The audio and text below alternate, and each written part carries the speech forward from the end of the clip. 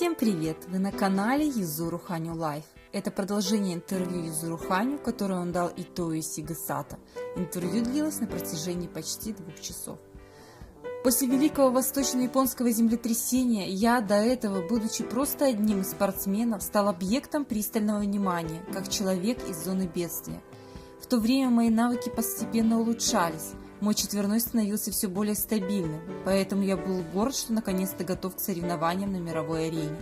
Поэтому мне хотелось бунтовать из-за того, что, взвалив на себя ношу не только фигуриста, но и представителя зоны бедствия, так много людей поддерживает меня по причинам, не относящихся к моим выступлениям или выразительности.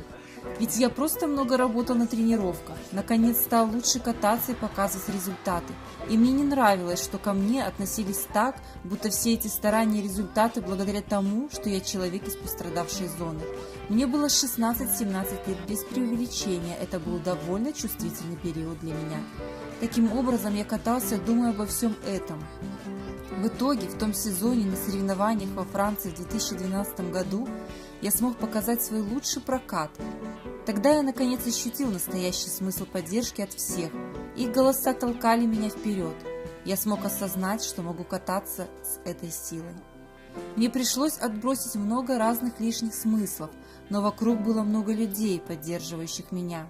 И ожидания от этих людей, с моей точки зрения, давление, ноша, все это начал воспринимать с тех пор как движущую силу, которая заставляет меня становиться все сильнее и сильнее. Итои. А можете рассказать подробнее о том, каким было это выступление? По правде говоря, на тренировке перед теми соревнованиями я травмировался.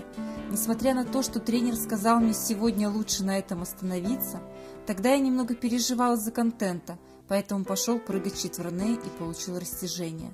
В таком состоянии выступал с короткой программы, где смог прыгнуть четверной, но я допустил ошибку на последнем простом тройном прыжке и оказался на 7-м месте. А это не лучший старт. Но тем не менее я был в некотором восторге, что смог прыгнуть четверной. Несмотря на травму, смог прыгнуть.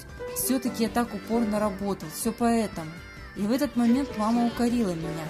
Сказала, что я не должен принимать это как должное, что за то время, как я получил травму и не смог прыгнуть четверной, от скольких людей я получил поддержку, сколько людей болело за меня. Услышав это, я осознал.